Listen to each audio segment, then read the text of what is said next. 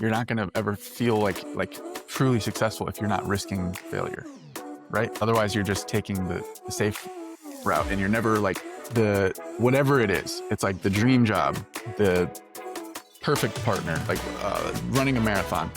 Like you're never going to really do those amazing things if you don't if there's not like a small risk of failure. If there's never a risk of failure, then it's like, okay, I could have done more. I could have experienced more out of life. The fact that we have access to so much entertainment, so much enjoyment, so much easy pleasure in general, whether it's food, entertainment, pornography, like all those things are just like the easy ways to have a certain feeling that you want. And I think that there are a lot of dangers to that we don't recognize. And so sometimes fulfillment isn't something you add on, it's actually something that you take away. Everybody, welcome to Fulfillment Project. We have the willpower on the pod today. So much to get into. Maybe we start with something I love so much, Will, your new app, Grooves, which I'm on. I'm a paying subscriber. I love it. Let's just start here and then we'll rewind in history to figure out how you got here. Will, welcome to the show. Where are you calling in from?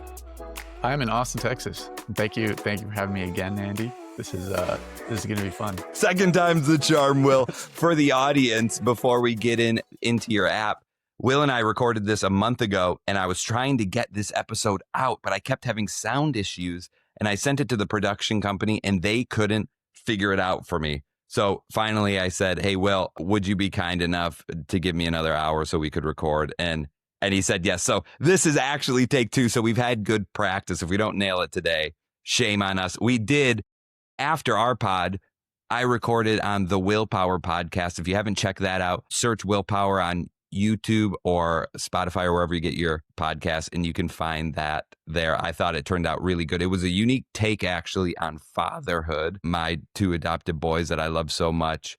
And that was I didn't expect us to stay there, but that's where the majority of the conversation was, just the natural struggle of life as a father and parenting. And so many people sex it up online and influence it up and make it seem so beautiful. And it is best thing I've ever done, but also the hardest thing I've ever done. And that's kind of what we dug into. So, Will, I loved that conversation with you, man. Yeah, man, we gotta just keep doing each other's podcasts. This feels like now I'm gonna have to Andy in a month, and we'll just keep switching off. There's so much good stuff to talk about, man. So tell me about Grooves. What is the app Grooves? And I can tell everyone why I like it, but why don't you tell me how this app came to be? Yeah, dude. So Grooves, the purpose of it is like understanding how the things you do actually impact your well-being. So it came out of me trying to, understand my life as this culmination of like thousands of inputs. Like every day you wake up, and there are thousands of variables that are changing day to day. You don't really have control over. And then every day we just kind of have like I kind of feel like good-ish today. Like, okay, today I feel a little bit more energized. I don't have any idea why. Or like, I feel like crap today, and I don't know what caused that. And it's like, there are just so many things going on. It's so hard to actually know. And it's like, I almost felt like I wanted to do just like a 2-week study on myself, like hire some people to do like a legit like study on like, okay, what is happening to Will, and like what is making him feel the ways that he does. And seriously, that was so I tried to build like a spreadsheet where I would like keep track every day of the things I was doing, and then filling out just like a short subjective quiz about how I was feeling, how my like overall fulfillment, my energy, all those things. And that's going to sound familiar if you've tried the app, because that's what the app is now. And the app simplifies it down, because like I said, we have thousands of inputs. The app is like, okay, let's just pick a couple of those. Let's just pick like 5 to 10 like binary habits. You either do them or you don't. And we'll just stick with those for now. And so what you do is you pick out habits. Which is helpful, by the way, because I find myself, and probably a lot of people, there's a whole list of things I want to do between business, home life, hobbies, and it's hard to keep it all organized. And 10 actually at first, 10 felt like a lot to me. But then when you break it up, it's kind of like 3 habits each for hobby, life, work. And I don't know if you're going to get here, but what I really love about it is other apps I've tried and used prior to Grooves. It's like, it's very time consuming. And your app, you just swipe right or left. Did I do it? You swipe right. If you didn't, you swipe left. And it makes your daily check-in process so dang quick. Yeah, it's literally like a 2 to 3 minute check-in. And then if you're inclined, you can like kind of look through the app, see if there's any, every day it's going to deliver you some new insight that's like, Yeah. hey, we noticed that this thing is helping you with stress, or it's actually increasing stress, or it's making you feel better, feel worse, whatever it is. And it'll deliver these insights. Because after as you go. check in on the habits, you also do like a behavior and wellness check in. How am I feeling? What's my mood? What's my energy? All of that. So you connect those in the back end analytics to what habits am I doing and not doing, and how is that affecting my mood and my happiness and all that. So basically, yeah, the way it works right now is it's looking at next day impacts. So how do the habits you do one day impact how you feel the next day? I've added in some things that are not currently in the app, but they're going to detect more of like weekly trends. So when you do this habit 3 times a week, you have this outcome. When you do it 4 times a week, you have this outcome. And then 5 times is like, oh no, that actually is too far. Don't do 5. So there's a lot coming as well. I love that. And like a lot of people, routine is a big thing for me, and I have a lot of objectives, but it is hard to know why I feel. Is it just because it's cloudy out today? Do I feel like crap? Or is it because I haven't done my silent time in the morning for the last couple days, and therefore I don't feel as much peace in my life that I usually would feel when I get that reflection time in? So I love that. I found it super helpful so far. I've only been on it probably 3 weeks now. So I'm like anything, the more data it has, the better it performs. And I can't wait for some of these upgrades. That's one thing that definitely going into it, you should understand is like, it's only going to be as smart as the data it has to work with. So like I've had friends, and like my mom sometimes will be like, William, it says my yoga is making me more stressed. I'm like, just wait, just give it time. Yeah. Like the more data you feed it, the more, because like I said, we have all these different inputs. And so yes, some days are going to be more anomalies than others. And so you have to give it enough data that it can kind of smooth out those weird days and actually find the like correlations between the habits you're doing and the way you feel. Totally. And some girls have this with like their cycle trackers. I've seen with my wife where you can check how you're feeling and then mark where it knows where you are in your cycle, blah, blah, blah. And so these tools exist for women to some extent connected to their cycle, but not based on habits that you do, which grew. And I love it too. I didn't realize it at first until I was using it a couple days. I was like, I'm in the groove. I'm in the groove of like a good routine. And I'm like, Will was all over this groove. You got to get it in the groove, baby. Yep. You're creating your grooves. That's what you're doing. Each habit is a little groove that every time you do it, it gets a little deeper and a little easier to do. Man, so I got mine out of the iTunes app store. I'm sure that's where everyone gets it. Yep. Or Google Play if you're on Android. Rock and roll. So what brought you to this point, Will? Will you just tell the audience about your dating story? What I love about it is it's so vulnerable and it's real. Like the majority of people that I have gone to their weddings or connected with people dating, how'd you guys meet? I don't know if it's been an in-person connection once, like, oh, we were at the bar, we were at a restaurant, we were at school. It's almost always dating apps. And I'm trying to think of anyone that hasn't been in recent history, and I can't think of one. So I think it's relevant because so many people are finding connections through apps. So take us back, and I just love your vulnerability on this. Yeah. So the way it started was basically, I mean, I can go way back. Take us back, baby. Take us back. Back in the day was like terrified to express myself directly to a woman that I didn't know if she was interested. Let's say it that way.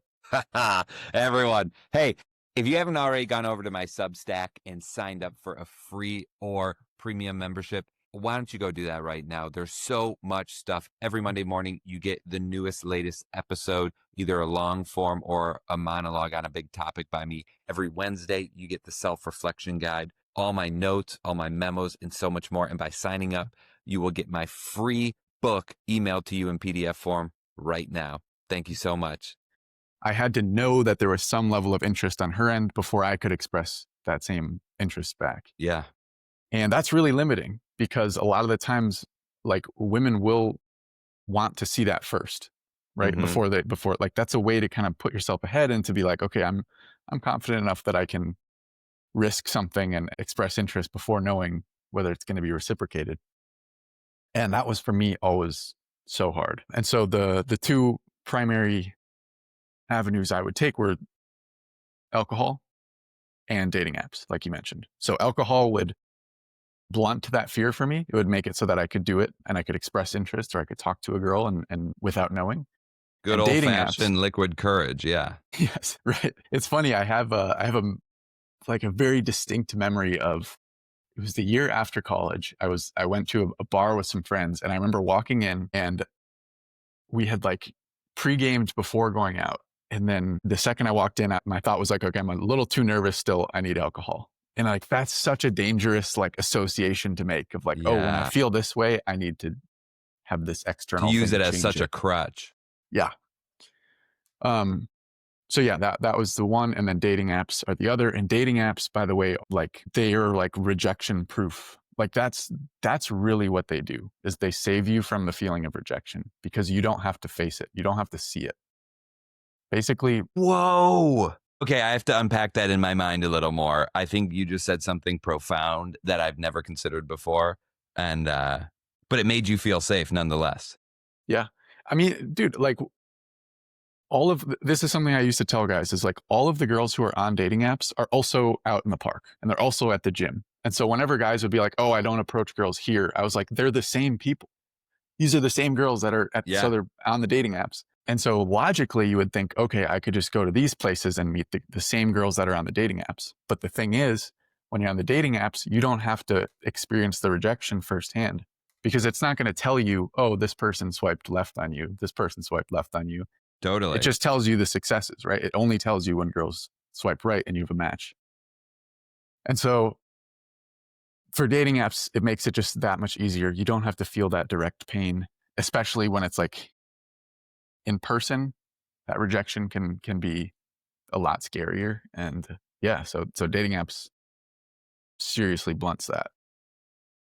Do you think that's a good thing? No, I don't.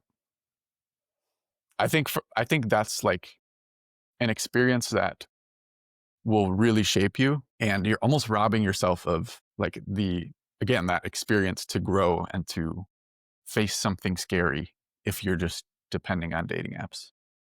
Yeah, well, and it's dawning on me, it's kind of evolving in my mind as you're talking, Will. I talk a lot on the show about one of the benefits of sales is just rejection. You just face so much rejection and it makes you strong. Like failure is always part of a process. You never win all the time. And if you are, then you're not trying hard enough or you're not succeeding as high as you could. Failure needs to be part of your journey. The bigger the failures, the bigger the successes. And so if you're not failing in dating, it's almost like you're hacking evolution in a way, but there's got to be a side effect to that. Yes, I think there is. Again, I think it's just the other thing with dating apps is you're kind of representing yourself in this way that isn't really you. Like, it's like, okay, I can take good pictures of myself and I can write something funny that probably is like AI generated by now. Yeah. And like, I have friends who have like AI pictures on their dating apps and it's like, dude, this looks like a professional photo shoot. Yeah, they're going to expect a six pack and see a guy with a beer gut and be a little disappointed. Yes. And when you're in person, you get this opportunity to put yourself ahead of basically everybody on the dating app because it's like, okay, this guy stands out. He was able to actually come up and talk to me in person, do something that none of these guys were able to show capability. And you also get the in-person vibes, which are really what's important. Like I think for women, that's probably much more important than looks, is like, okay, Are they like a confident person who has their shit together? Like, is that a component? Yeah, well, and almost every in-person interaction, whether I know someone or not, like I'm quirky. I've got quirks, and some of those quirks come out, and I kind of have to recover in real time by like apologizing for using a horrible analogy or accidentally swearing or like saying a bad joke or telling a joke that I thought was funny that no one else got. And they get to see the dynamics of your whole personality instead of, I can make my sound, you look at my resume, I look like a king, you know? But when you meet me, you're just Andy, you know? Yeah. You're, I love being exposed to new things. And I just had this guy, Andy Elwood, on the podcast.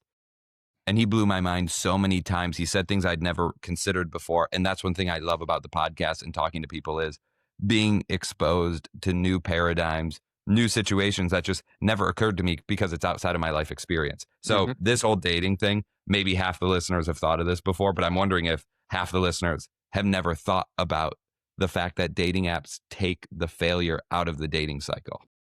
Yeah. Well, they don't take the failure out necessarily, but they do take the rejection piece out. Okay. Which, great like, those, distinction. Great distinction. right. Those little failures and just like the immediate failures. Because on dating apps, you still like, you can still go on dates and then never hear back from them. There's still like all of that. Yeah. You get rejected after the fact. All of those things that happen. But it's like that initial, is she attracted to me on some level or not? That part we get to be shielded from. Yeah. Which is like the initial walk up in any usual meeting to walk up and say, hey, I'm Andy. What's your name? Right. And there's that, again, like the imbalance of like, you might have swiped right on her, but she doesn't know that yet until she swipes right. If she swipes left, she'll never know that I swiped right. I can just pretend that things are good. It's like in high school, I used to have this like thought process that was like, if I didn't study for a test and then I did bad on the test, it was like, I didn't study. It's fine. Yeah. Which is like a terrible mentality. It's like, no, I should have tried. I should always be trying. But it will save your ego when you think, oh, I didn't try. And that's the same thing here when you think, oh, well, I didn't like her anyways. I wasn't into her. And like, you can't do that when you're doing the in-person approaches because you literally went out and went up to her. It's like trying your hardest for a test and then completely failing it. And like with my wife, we were not compatible. She would have swiped the wrong way on me so hard. I had to pursue her for months and months. And that's part of what helped me win her over. That's part of our story. And I think that's part of what makes our relationship work is I knew she was the right woman and I showed her that I was the right man. And like some of that initial budding of the pursuit. And I guess that can still happen in a dating app after you meet with somebody. Interesting. Are there any other downsides to dating apps from your perspective? I mean, just like the overall, I've been coming to realize this more, just like the overall options, the number of options I think is, or the illusion of options, I should say, is a little bit, I think that detracts from the experience for both parties where it's very hard to invest into something. And with relationships, if you're looking for a long-term relationship, like a lot of the value comes from the investment in it, right? Yeah. It's not just going to magically happen. It's not like like your first date is going to be the same as your 10th date or your 20th or, you know, when you're living together. A lot of it comes from you actually committing to something. And when you have the illusion that you can just go on your phone and have 10 more options, it's really hard to actually ever invest in something because you're always considering like, okay, is this the person I want to be investing in? Is this exactly the right, are we exactly compatible? Like, so I do think that could take away. It's like when you skip a song on your playlist and it's like, oh shoot, that song was this good. And now I cannot play a song that isn't at least this good, you know? So you skip until you get to the song that's there. But like, how do you know when to get off the dating app? How do you know when this girl is the one where it's worth ditching and you're not like, well, I could go and look at 100 other girls tonight. Yep. Versus if you just have like a vinyl, it's like, okay, I'm going to listen to all these songs because this is all I got.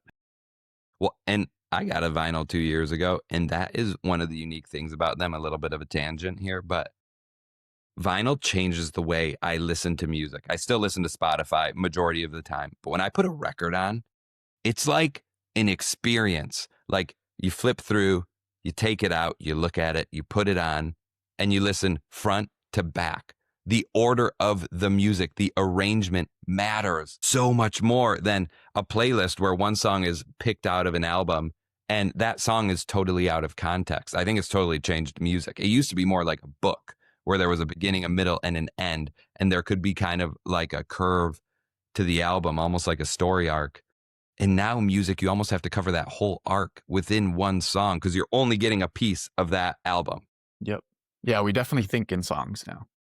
Like whenever that's the way my like brain works. When people are like, "Oh, what artist do you like?" I'm like, "I don't know. I just have like certain songs that I don't really pick artists even." So it's interesting. Hey, my friends, I've got my new book out and I want you to experience it. You can do it two ways. One, you go to Amazon right now, search Fulfillment Project. You get a hardcover or a soft cover. Reflections on each episode from season 1 of Fulfillment Project. A beautiful summary, key quotes, and then room to journal. If you want to start journaling and you don't quite know how, this is a great way to start. Makes a great coffee table book. I was very intentional about making it as beautiful as a Neanderthal like me could make it. If you don't want to pay for it, go to substack.com right now. Subscribe to my Substack newsletter for free, and I will immediately send you an email with a free PDF download of the book so you can still participate with it that way. Thank you so much. Music has changed so much.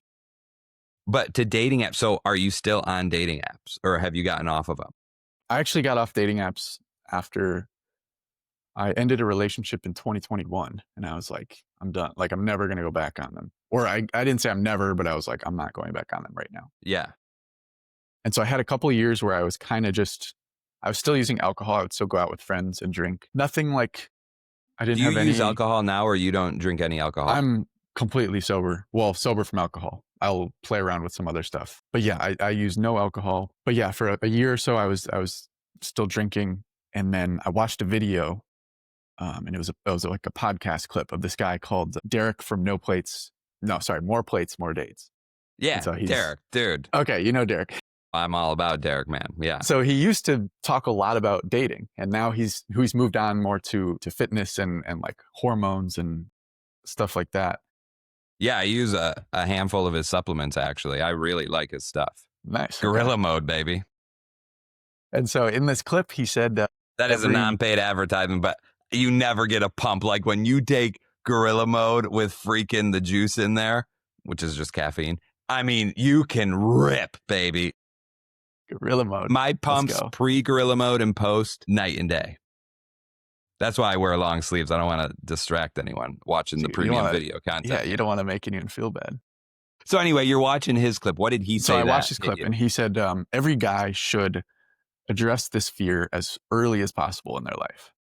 So he's basically saying like, if you haven't addressed this fear of like going and just like approaching a girl and expressing interest, that should be like a high priority. You should do that as soon as possible. And so that video was what like shifted things for me. Because before that, I had like always seen this kind of stuff online. Like there's tons of like weird pickup stuff like in every corner of the internet. But this was the first time I was like, okay, this is actually something that's important for me as like a person growing and a man, like trying to become a better man. Like this is actually a component of that. Did he give a reason why he thought you should overcome that fear as quickly as possible? Basically just kind of what I've talked about already, but just like it's important to face this fear and like it's going to hold you back. And if you confront this fear, a lot of other fears will come with it. Like you'll be able to face those more bravely. Yeah. And so that was the day I put it in my Google Calendar. I was like, Wednesday night, we're going out. We're going with like me and my dog are going to go to the dog park and see what happens. Pick up chicks, baby. And so then we did that, and yeah, that was what kicked it off. Success night one or failure night one? It was definitely not like success, but it was success in my book. I was very pumped that I even went out. Yeah. Well, which is success. And something that changed for me, just for the audience to think about, if dating's not your thing, you can think of anything you're struggling with and you need to get over some hurdles. And that's exactly the way my mentors in the cold plunge explained it to me, is everyone has unique hurdles with the cold plunge. And for me, some days it's simply going outside. So it's like break as many hurdles as you can. Getting in the plunge is hurdle 1 or hurdle 2, maybe if going out in the cold was the first hurdle. And then it's like, once you're in the plunge struggling, let the first hurdle go by you. Like just jump over it. It's hurt. You want to get out, just sit through it. And then they would say, once you've hit 3 hurdles in the water, time to get out. But like overcome those hurdles, and they're small and they change over time with more practice, which is why I like the concept of hurdles, personal hurdles, because you had success jumping over your hurdle, which was getting to the dog park. And whether or not you got married out of there, which I know you, so I know you didn't. It's like, that's a success, baby. You go home, you feel great. And it's like victory. Yeah. And so then after that, it was like probably 6 months of like, I mean, there's probably 3 months where I was doing this all alone, like didn't really tell anyone, just like working on this thing by myself. And I was kind of losing motivation at one point. Like I wouldn't go out as much. And then I met this guy named Tim, and I went to a meetup group that he was hosting, and it was like terrifying for me to even go to this meetup group, because the meetup was like, oh, let's talk about dating. Let's talk about dating in the modern world. And I was like, okay, this is like in line with what I'm doing. So maybe I should go and like see if I can relate to other people there. And I get there and I recognize Tim, and he's just from the picture, the profile picture, and he's just sitting alone. And so I'm like, oh, it's just one person. And so This I went isn't quite the meetup I thought it might be. Yeah, I went and introduced myself, and we ended up talking for like an hour, just us two. And I told him about this thing I've been working on, and I had never gone into depth about this at all. Like as a guy, it's like talking about struggling with confidence or struggling with rejection or anything is like not something we're really like taught how to do or encouraged to do in any way. So this was the first time I'd ever done that. And it was great. It was just like, he was a very open person and very inviting into both sharing his side and then also just listening and just hearing what I had to say. And so from there, he was a dating coach. He was like a brand new dating coach. His initial fees were super low. And so that was like enough for me to overcome the like embarrassment factor of like working with a dating coach. Is like, okay, but at least he doesn't cost that much. So I think it's okay. And so, yeah, from there, that like really helped me, because that was just like accountability. It was like, every week I'm talking with Tim and we're kind of reviewing what's been going on and setting goals. And yeah, that made the biggest difference. So 2 pieces of advice you'd give to anyone right now dating, in your shoes, single, kind of struggling to get out there. What would you advise? I think the biggest one is just like talk about it and find someone who's like going through the same thing. That's the biggest one. Accountability in a way. Yes. And vulnerability. Like don't hold it in. Right. Like shared experience. Just like, find someone who relates to what you're going through and who you can share that with. And that makes a huge difference, by the way. There were so many times where I would go through like any kind of rejection. Any kind of rejection would be painful, at least in the beginning. Mm-hmm. And if I had a friend who was with me, who at least I could just walk back to, that was like completely a game changer versus if I was out there alone. Because when you're out there alone and you hear a rejection like that, it's like, I would take it personally. I'm like, oh gosh, I shouldn't be doing this. I'm like just not worthy as a human. But if you have a friend there, it's immediately like, nice job, man. I'm like, great job going up there. Let's keep going. Yeah. Hype. It's like athletes on the sideline. Like you got tackled, but like you ran through that tackle like a man, dude. Let's get back up, get bloody. Let's do it again. Yep. And it's a reminder that like everything that was true before that is still true. Versus if you're alone, you're like, oh, this destroys my identity. I am no longer the person I thought I was. Yeah. You start chirping in your head and there's no one to pull you out. Yes. So yeah, that would be my first piece of advice, is like find someone who's going through the same thing. Yep. Second piece of advice, I would say like really feel the urgency of what this is. Like when I talked about how Derek said, do this as early as possible. Yeah. Feel that urgency. Recognize that like your life in a lot of ways is probably kind of on hold because of this problem or this hang up, this inability to really like go after what you want, which is, you know, a great relationship with the person of your dreams. So recognize that that's going to be a hang up until you address this thing. Life on hold. What do you mean by that? Like it's hard to, when you have like a skeleton in your closet like that, where it's like, okay, things are going good. I'm doing good at work. My fitness is going well, but I'm scared of rejection. It's like, oh, Yeah. dude, that's just always behind you. That's always just like whispering in your ear, like, yeah, man, you're doing good, but like, you're still not facing this thing. Yeah. Yeah. So I couldn't agree more. Coming from someone on the other side, I think I can't disagree with what you're saying, but that's not the end of the journey. It's actually the beginning of a new journey, which is becoming the best version of yourself with a significant other, which is hard because they see all your weak spots. And maybe you can't become the best version of yourself until you have a significant other that is not scared of the walls you put up and will puncture through them over and over and over again. Sand down the rough edges, amplify your good parts, help you with the weak parts. I kind of thought in my mind, because similar to you, for years and years, I was trying to find the woman. And in my mind at that time, it was like, it seemed like that was kind of the finish line. Once I got a woman, that was that. And now 11 years into marriage, it's like, in some ways, I feel like I'm just beginning.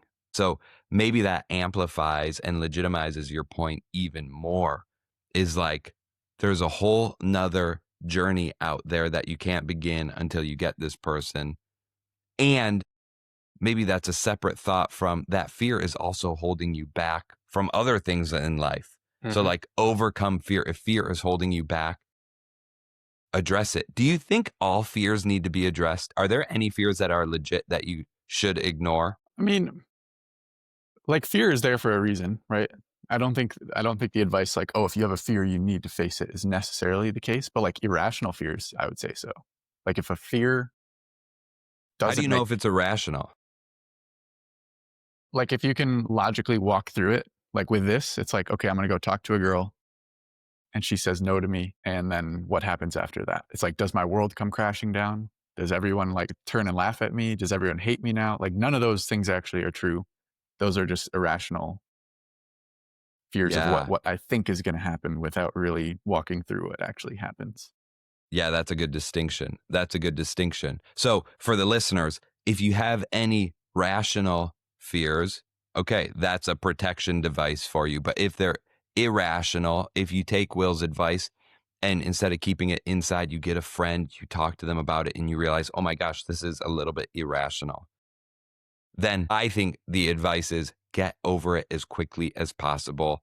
Pull the Band-Aid off, do it. Because maybe once you do, you'll realize, my gosh, that's not as bad as I thought. Or maybe it turns out horrible and you can go back and game plan with your friend. And those thumbs up things are driving me crazy. I got to turn that off somehow.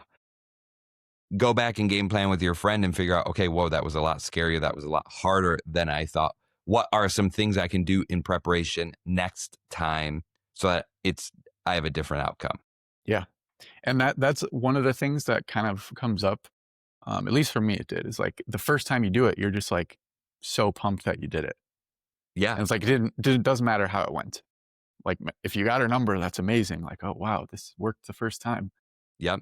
But it's going to be just like amazing that it happened. And the fact that like you were able to do it is great. But then you kind of get to a point where that excitement wears off. And it's like, okay, now I actually need to figure out how to like best put myself in these situations, how to best articulate myself and show up as a confident person who's safe and all those things. And so that's like the next progression is like, okay, now I can go up and talk to someone, but how do I now put my best foot forward in these situations?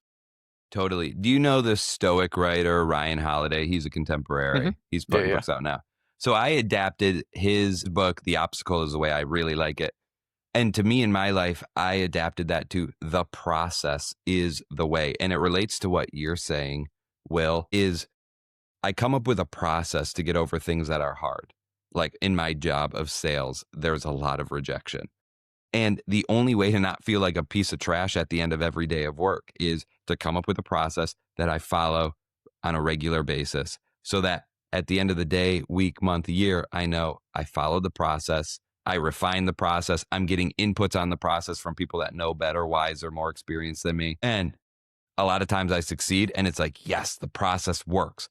And when I fail, it's like, I feel victory, I feel at peace, and I sleep well at night because I followed the process. And I know you can't win all the time. And if I'm not failing, I'm not winning. And if I'm not failing big enough, I'm not winning big enough. Mm-hmm. And that process component gives me the peace on a day-to-day basis. So I think that's kind of what you were saying is come up with metrics, with checkpoints that you can do, that you can refine. So even when you do encounter failure and whatever you're doing, you know you're working your best at it. And maybe the outcome comes sooner or later, but you know you're on the path towards the outcome you want. And maybe everything in life, the outcome you want is just one end and another beginning.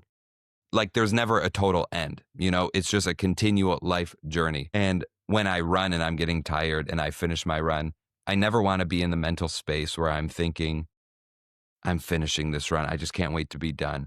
My whole thought is I'm running for my whole life. And this is one segment of the run of my life. And I'm going to end today so that I can pick up tomorrow or the next day. And a lot of times that figuratively helps me in other areas of my life. Like this is never going to be over. I'm just going to end a segment and then begin again and begin anew and maybe at a different level in a different place.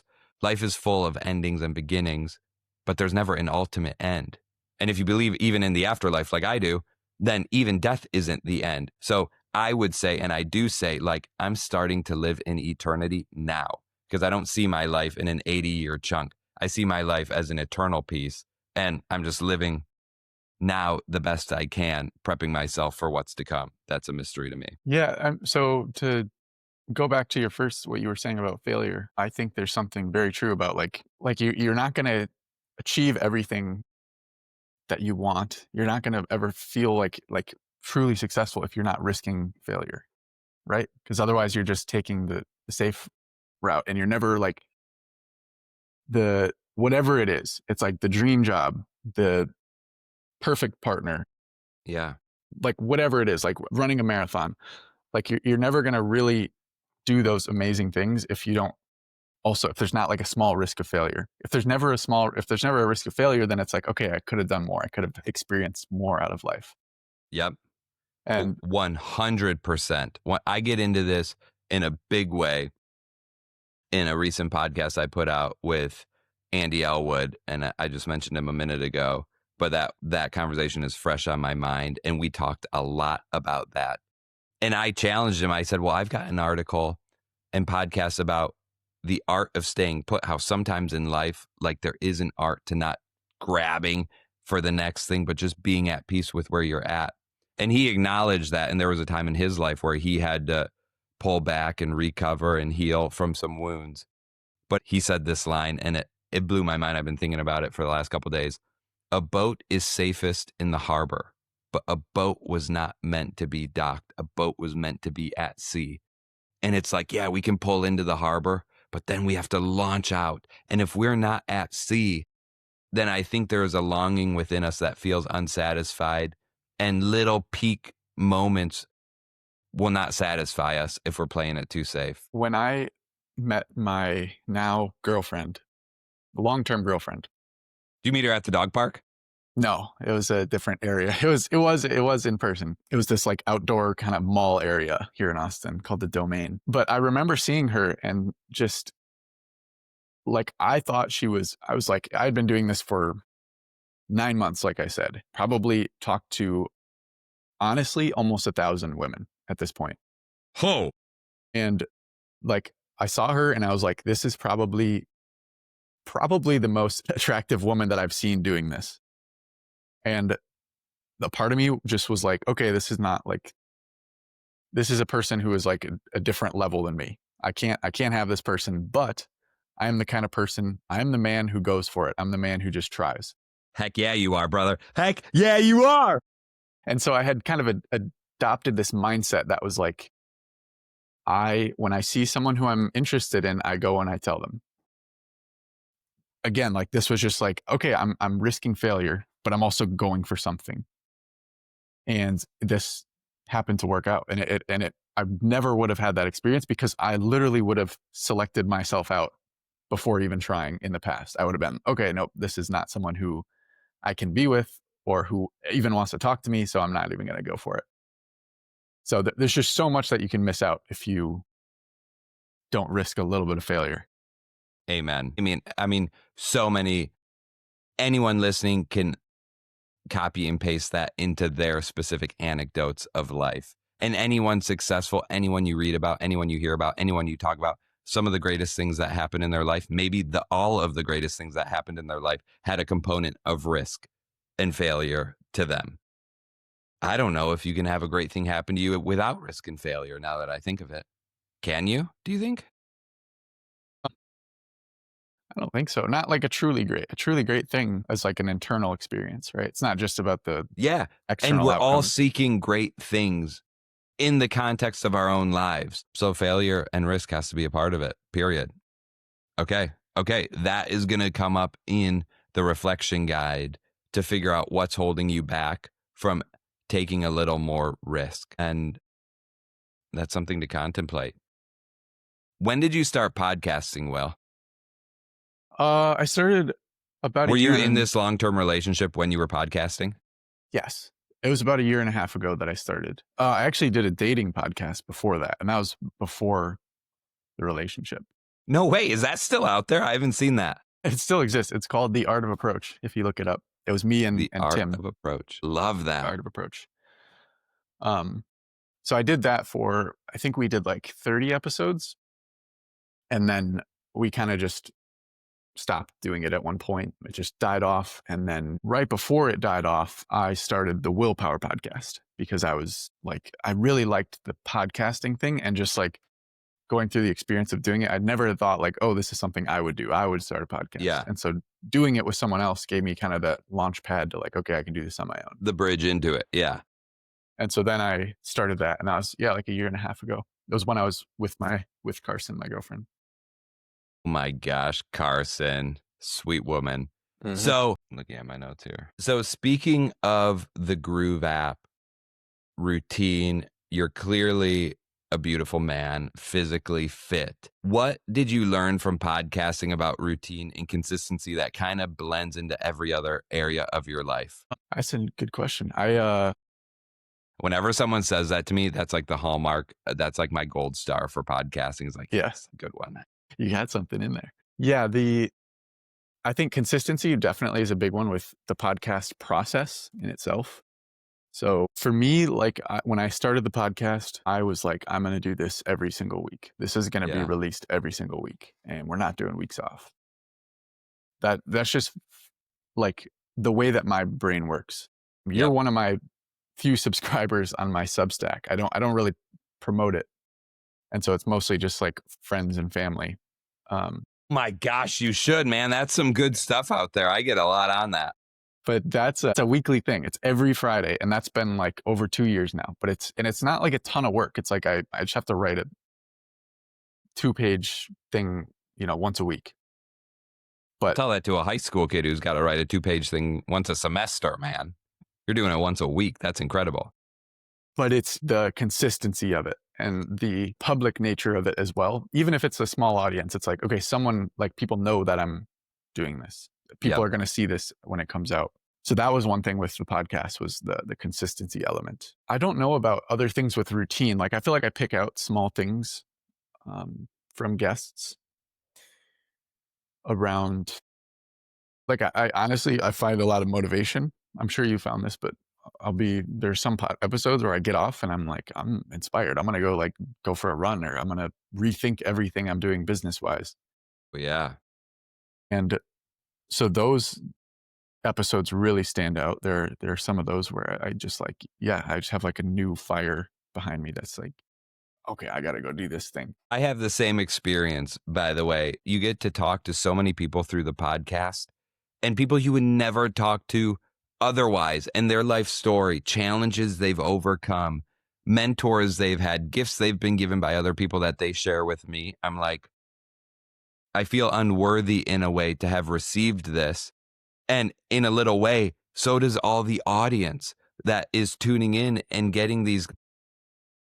No way would anyone in my audience, I don't think, connect with Christopher from New Zealand I had on a couple weeks ago that talked about luxury mission trips. It was so far out of anything I'd ever thought of before.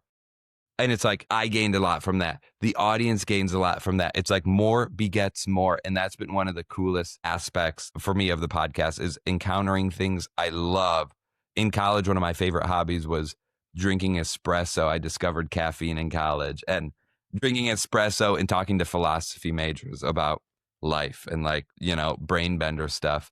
And that's the same thing with the podcast. But these things are actually more practical and life-giving for family, for business, for hobbies, for running, for fitness, which is so cool. But the consistency piece, consistency is king, period. Consistency is king. And the sooner you can start living a consistent life, like compound interest, the sooner your hobbies can compound and you can become the best version of yourself. I mean, the old saying, the best time to plant a tree was 100 years ago. The next best time is today. Like, I'm not beating myself up about this. I wish I would have started my podcast 10 years ago. I happened to start it last year. Good. Here we are. We're in it. And same for you. Like, if you're trying to start something and you're kind of beating yourself up, I should have done this. I should have lost that weight a couple years ago. I should have gotten more physically fit. I should have ended this relationship. Well, hey, what's done is done. Start today. And here we go. Let's start compounding today. Today is the day. All right, Will, lightning round. Your Misogi, 100-miler. Tell me about that. What is Misogi? I feel like I've heard that before. I don't know what that is. Misogi was introduced to me through the book The Comfort Crisis.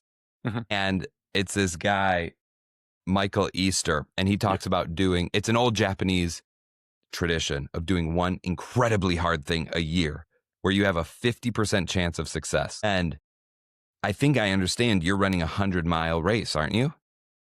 When's that coming up? Under a month. It's like 3 weeks. Holy smokes. December 6th. So the Misogi was crazy. I chose to do a marathon because I'd been running for a couple years, but just like a couple miles at a time.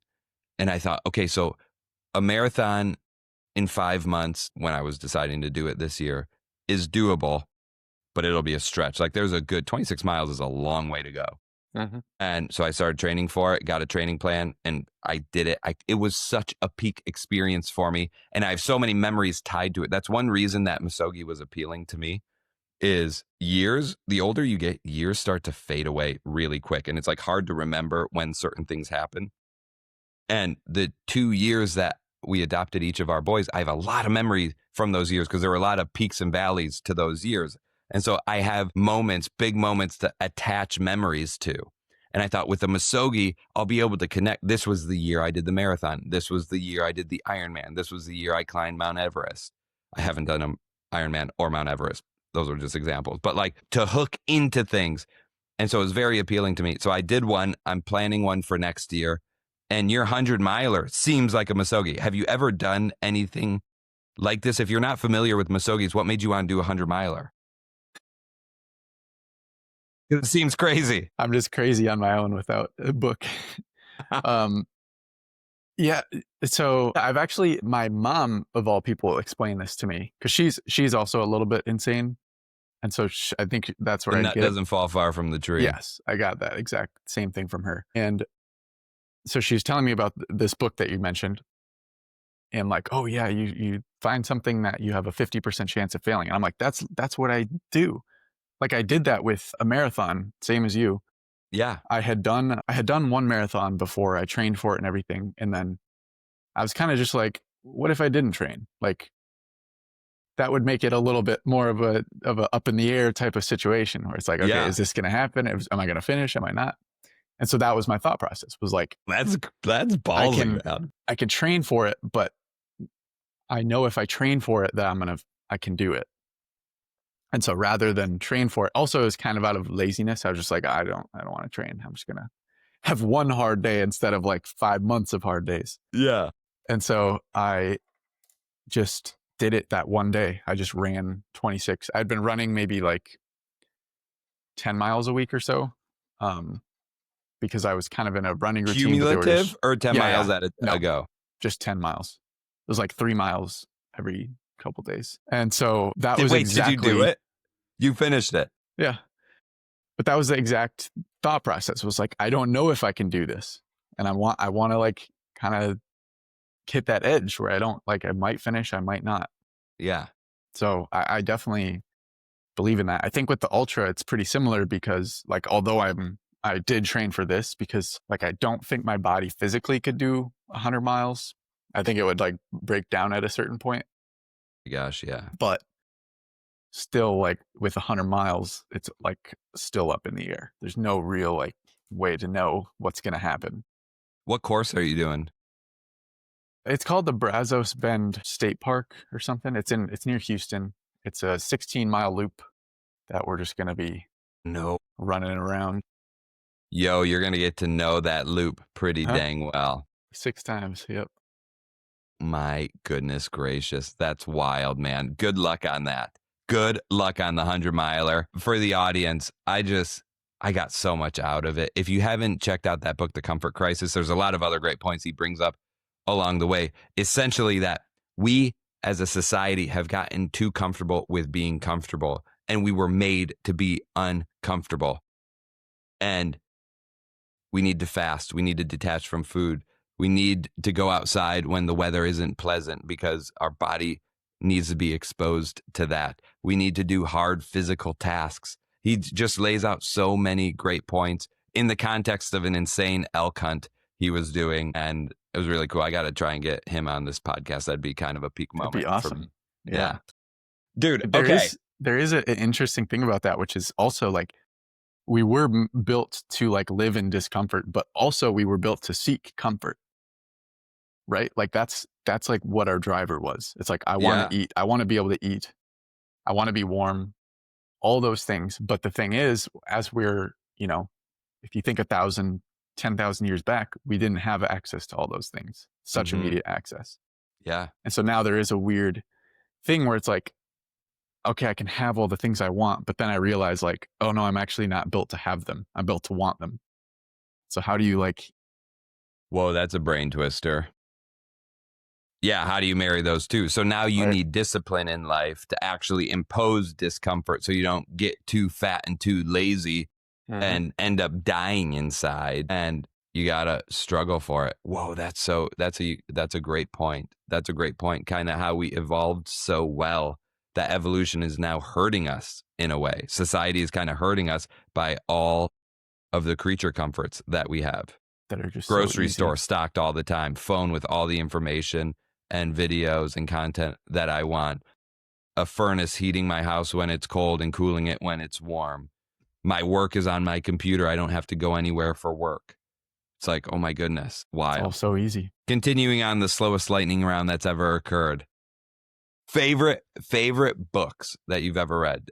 Your top 2. Most impactful book, I would say. It's favorite is a funny thing to say. Most impact. I think the most impactful is Can't Hurt Me by David Goggins. Great book. I listened to that on Audible as I was training for my marathon. Yeah. There might be like better books, but for me, that was the one that like just changed the way I operate and the way that I see discomfort. And what did it open your eyes to? It really instilled this realization that like, it kind of like the comfort crisis, honestly, though I feel like the authors are probably very different people. I've kind of adapted this understanding that like when you go into discomfort, you get better at going into it. And so this idea of like, so many of us are avoiding pain, avoiding discomfort, avoiding anything that feels different. And David Goggins' whole point is like, when you go into that, there's actually something on the other side. Like there's something for you in that discomfort.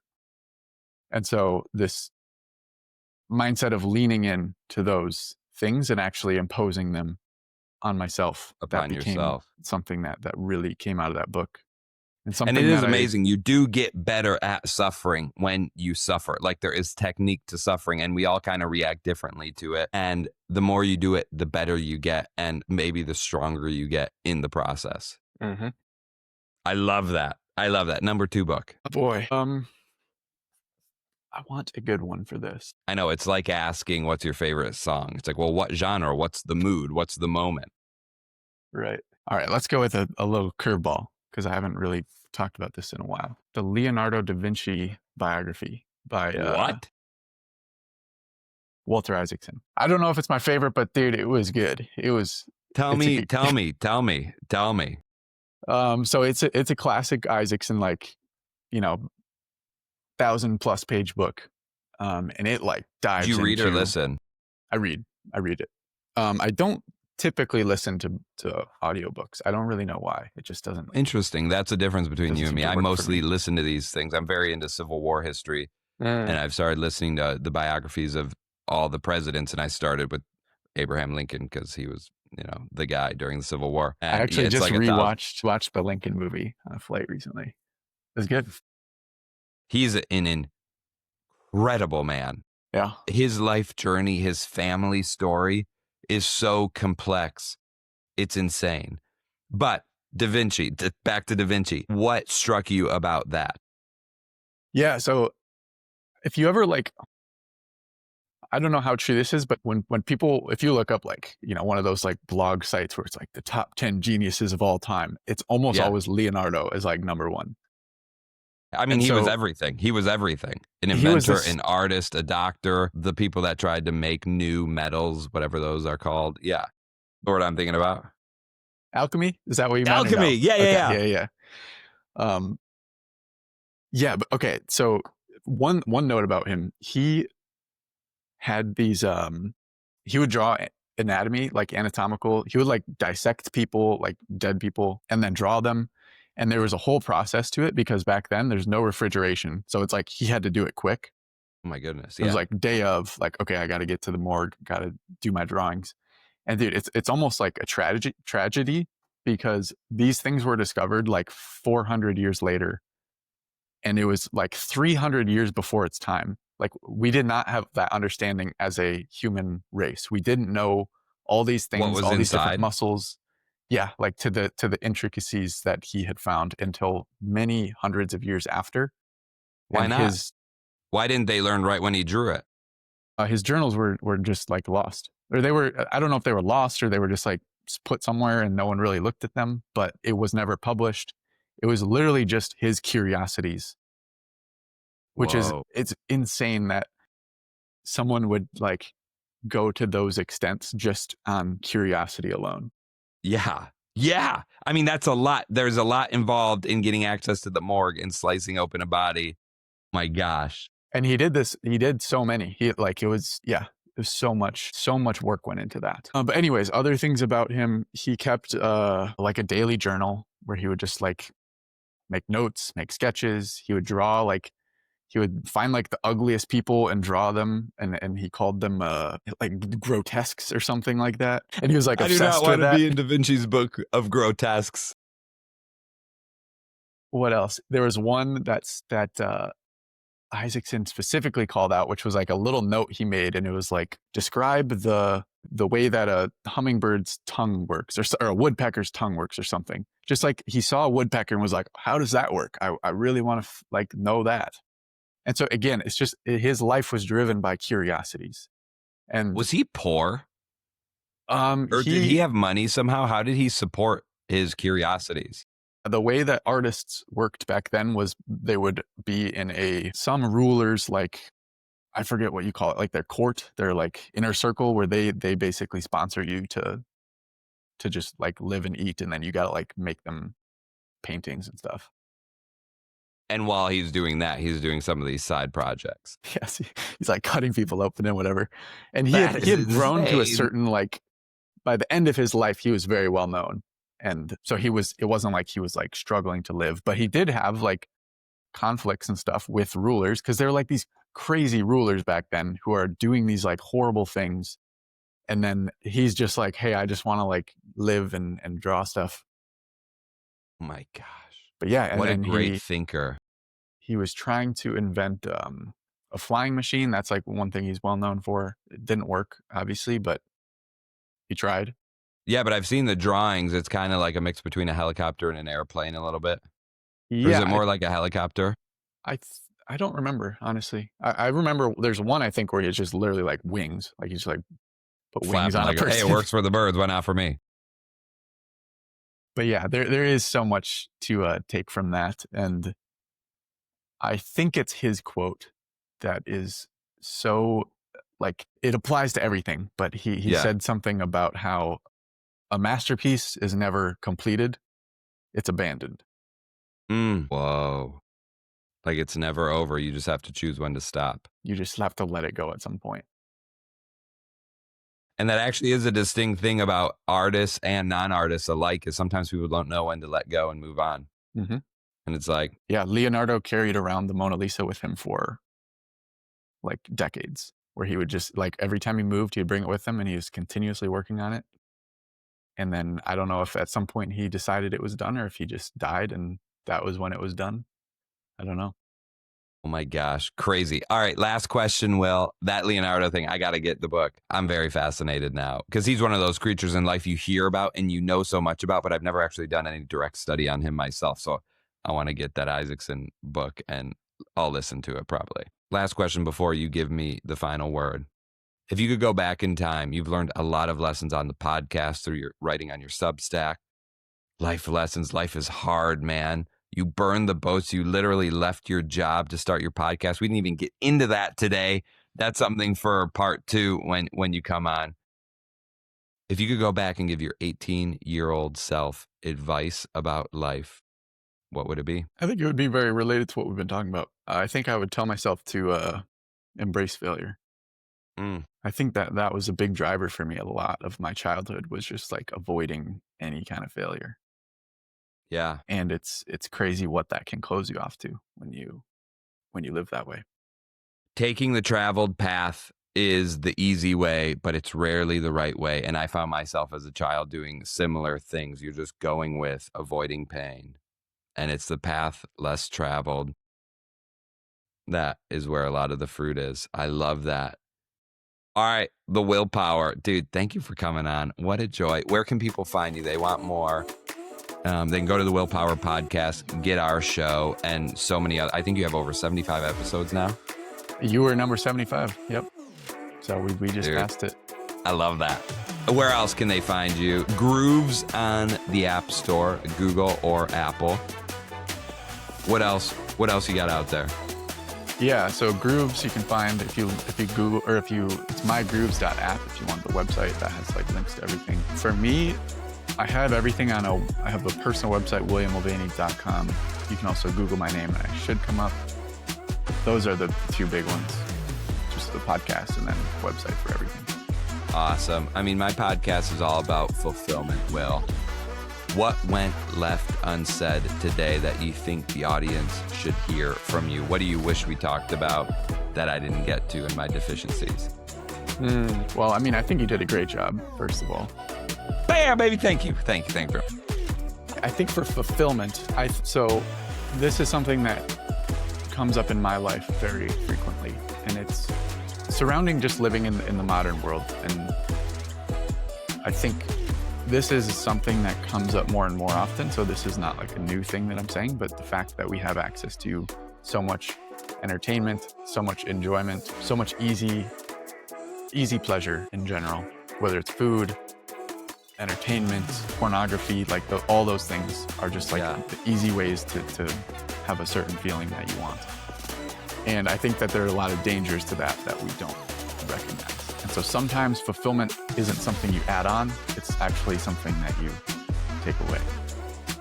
Yo, I love a good paradox, and that to me feels like a paradox. Sometimes fulfillment is not an addition, it's a subtraction. Everybody, you heard it here first on Fulfillment Project. Will Mulvaney, thank you for coming on today. It was a joy. We'll see you next time, everyone. Bye, everybody. Dude, you're the king. You're the awesome, man. Hey, Christmas is coming, and what better stocking stuffer than the Thrive Mastery Guide from Fulfillment Project Season 1. Reflections on each of the episodes, journaling prompts, so it's great for people who love to journal, people who want to journal, people that are leading, or people that aspire to lead. This is the perfect gift for them. Come on, let's get it. You can get it at Amazon.com right now. Search Fulfillment Project or go to my Substack. Subscribe and you will get the free download to the ebook. Love you guys.